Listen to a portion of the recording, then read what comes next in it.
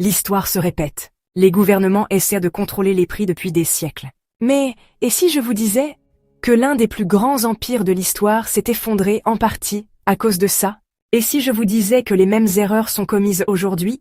Ce soir, on plonge dans l'histoire dramatique de la tentative audacieuse et ratée de l'empereur Dioclétien pour stopper l'inflation, et les leçons intemporelles que ça nous apporte aujourd'hui. Imaginez ça. On est à la fin du IIIe siècle et Rome est en train de s'écrouler, comme une mauvaise émission de télé-réalité. Guerre civile, coups de poignard politique, chaos économique, c'est le bazar total. L'inflation monte en flèche parce que le gouvernement dilue sa monnaie depuis des années, transformant les pièces d'argent en quelque chose qui vaut à peine une bague en fer blanc de fête foraine.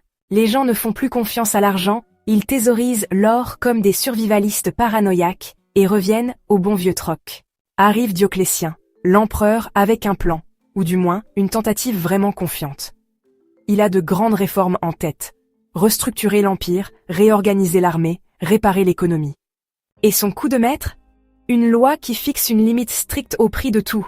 Le pain, le vin, même les salaires. Ça sonne bien en théorie, non? Mais voilà le hic. On ne peut pas juste dire à l'économie de se comporter. Dès que les marchands sont forcés de vendre à des prix artificiellement bas, ils font la seule chose que n'importe quelle personne sensée ferait. Arrêter de vendre. Les marchandises disparaissent du marché plus vite que le papier toilette lors d'un achat panique, et tout d'un coup, Rome a un marché noir qui explose comme une boîte de nuit clandestine. Les agriculteurs refusent de vendre leurs récoltes, les gens stockent les provisions, et le rêve de stabilité de Dioclétien se transforme en un cauchemar de pénurie et de corruption. Les peines pour avoir enfreint les règles de prix sont brutales. Parfois même la mort.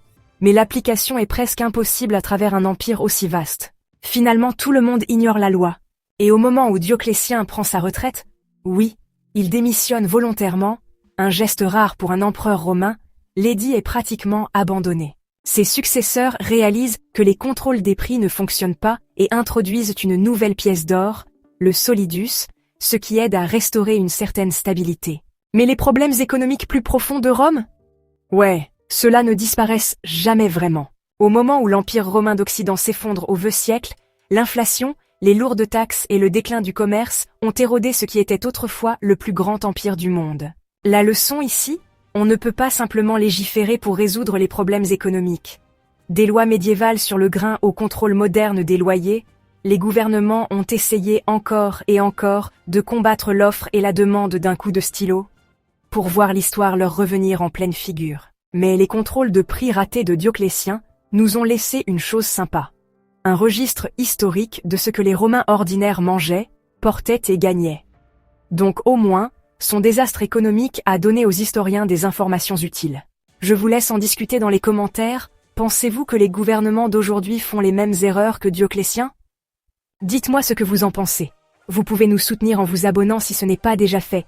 Prenez soin de vous, prenez soin de vos proches, et je vous retrouve bientôt dans une autre vidéo.